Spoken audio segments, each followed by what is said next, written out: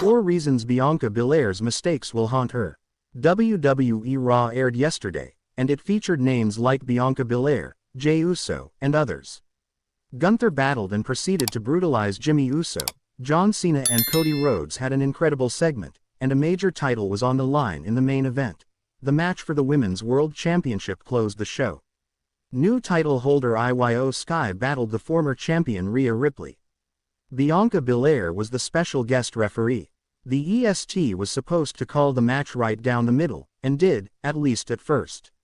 Eventually, though, chaos erupted that led to everybody fighting and Belair disqualifying both the Eradicator and the Genius of the Sky.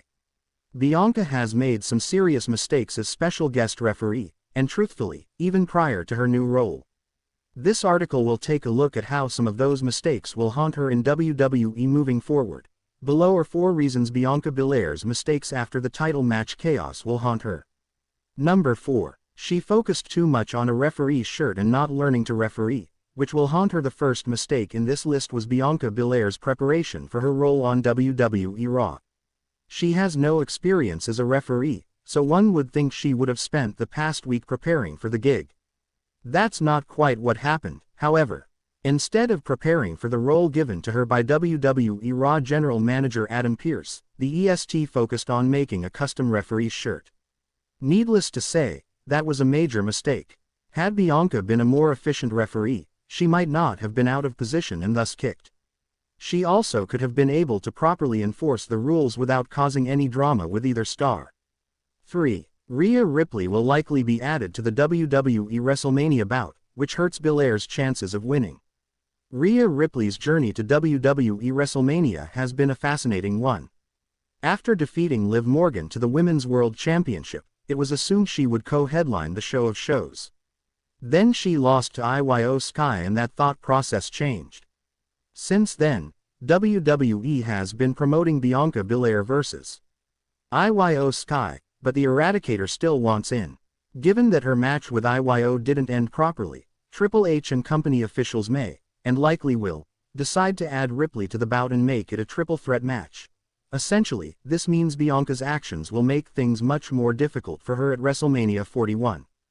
Defeating IYO SKY would be difficult enough, but trying to get past both the Genius of the Sky and the Eradicator may be a task too tough even for Bianca Belair. It is her own fault, however. Number 2. IYO SKY continues to have more reason to hate Bianca Belair too. Rhea Ripley and Bianca Belair are beginning to hate each other. Rhea blames the EST for losing her WWE Women's World Championship and they have constantly thrown hands. IYO SKY has also been involved with the brawls, but for the Genius of the Sky, things hadn't been particularly personal. She even joked around about slapping the 2 stars on social media to keep everyone in line. Now, however, IYO very likely will be furious with Belair. Bianca again caused trouble and cost IYO SKY a potential win over Rhea Ripley by throwing the match. The EST also put her hands on Sky again. Bianca might have messed up by making another bitter rival in a world with Rhea Ripley hating her and both Naomi and Jade Cargill having issues with her too. Now, however, IYO very likely will be furious with Belair.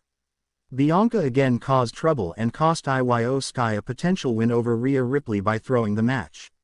The EST also put her hands on Sky again. Bianca might have messed up by making another bitter rival in a world with Rhea Ripley hating her and both Naomi and Jade Cargill having issues with her. 2.1. Fans see Belair as the villain. The biggest way Belair may have messed up in this entire situation is by potentially turning the fans against her. Simply put, Bianca Belair's actions on WWE RAW came across as heelish. This isn't the first time either. Fans have primarily been behind both IYO SKY and Rhea Ripley in the segments between the 3 thus far. This was clearer than ever on Raw, however, as Bianca was routinely booed by the fans in London. Bianca Belair has been a beloved babyface for around 5 years now. To mess that up over poor officiating and poor behavior is a shame. Now, Bianca may need to turn heel just to give the audience a real reason to boo her moving forward.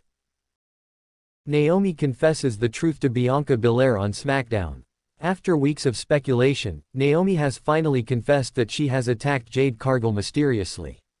She claimed, "I did it," in front of Bianca Belair, leaving Belair heartbroken and breaking her trust. On March 7, 2025, in SmackDown Edition, the Women's Elimination Champion was seen leaving the stage in tears after she was betrayed by Naomi, who has turned heel after the Elimination Chamber PLE. Naomi tried to explain her as she was leaving in tears. But when Belair refused to listen to her explanation, Naomi called her an ungrateful B***TCH. In the meantime, Jade Cargill arrived in the arena. The Storm wasted no time and headed straight towards the ring and chased Naomi to the outside as she tried to escape. But Cargill got to her and began beating her down. Following Naomi's confession, Liv Morgan posted a series of tweets on her X handle and called out Bianca Belair.